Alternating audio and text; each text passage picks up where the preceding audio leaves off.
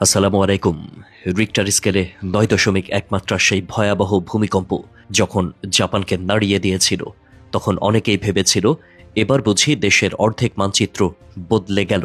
কিন্তু অবাক করা বাস্তবতা হলো, টোকিওর ব্যস্ত রাস্তায় গাড়ি চলছিল নিয়ম নীতিতে, হাসপাতালের অপারেশন থিয়েটারে চলছিল জটিল সার্জারি, এমনকি আধুনিক অফিস ভবনের টেবিলে রাখা পানি ভর্তি গ্লাসের জলও অচলের মতো স্থির ছিল। বাইরে তাণ্ডব, ভেতরে স্থিরতা। এই বৈপরীত্যের পেছনে লুকিয়ে আছে জাপানের অদ্ভুত কার্যকর একটি প্রযুক্তি, বেস আইসোলেশন। এই প্রযুক্তি মূলত একটা সহজ ধারণার উপরে দাঁড়িয়ে আছে। ভবনকে মাটির সাথে শক্ত করে জুড়ে না রেখে বরং তার মাঝখানে তৈরি করা হয় একটি কুশন লেয়ার। এই স্তরটি গঠিত হয় বিশেষ ধরনের রাবার লেড বেয়ারিং আর স্লাইডিং সিস্টেম দিয়ে। যখন মাটি দোল খায় তখন পুরো ভবন সেই শক্তি সরাসরি পায় না, বরং নরমভাবে দূরে গিয়ে কম্পন শোষণ করে নেয়। ফলে ভবনের কাঠামোগত ক্ষতি কমে, ভেতরের মানুষ থেকে শুরু করে যন্ত্রপাতি পর্যন্ত সবকিছু রয়ে যায় তুলনামূলক নিরাপদ। জাপান শুধু বেজ আইসোলেশনকে গ্রহণ করেনি, তাদের নির্মাণ নীতিমালায় এটি প্রায় বাধ্যতামূলক করে ফেলেছে।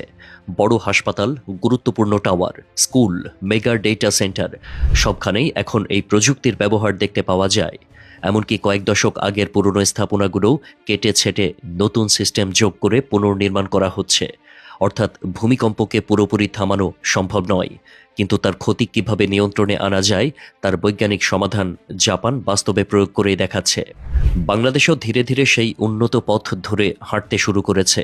বিএনবিসি 2020 বিল্ডিং কোডে বেজ আইসোলেশনের জন্য স্পষ্ট নির্দেশনা যুক্ত করা হয়েছে, বিশেষ করে ঢাকার মতো ঘন বসতিপূর্ণ এবং ভূমিকম্প ঝুঁকিপূর্ণ অঞ্চলের গুরুত্বপূর্ণ স্থাপনাগুলোতে।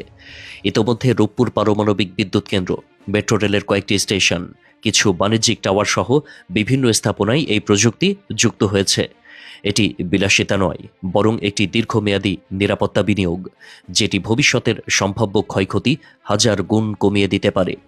কারণ আমাদের ভূগোলের অবস্থান এমন যে বড় ভূমিকম্প হলে শহরের মতো ঘন এলাকায় প্রাণহানি ও অবকাঠামোগত ক্ষতির মাত্রা কল্পনা করলেও শঙ্কা জাগে। উন্নত নির্মাণ মানদণ্ড অনুসরণ করা ভবনগুলোই সেই মুহূর্তে মানুষকে বাঁচানোর বড় সহায়ক হবে।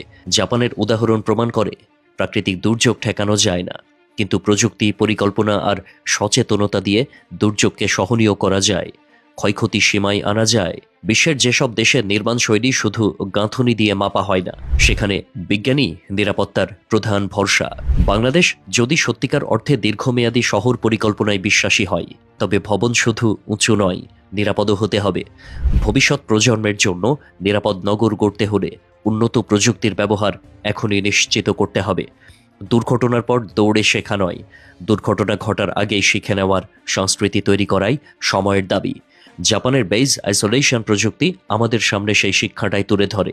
সতর্কতা, বিজ্ঞান ও দূরদর্শিতাই পারে ভূমিকম্প প্রবণ অঞ্চলে নিশ্চিত করতে মানুষের নিরাপত্তা। আল্লাহ হাফেজ।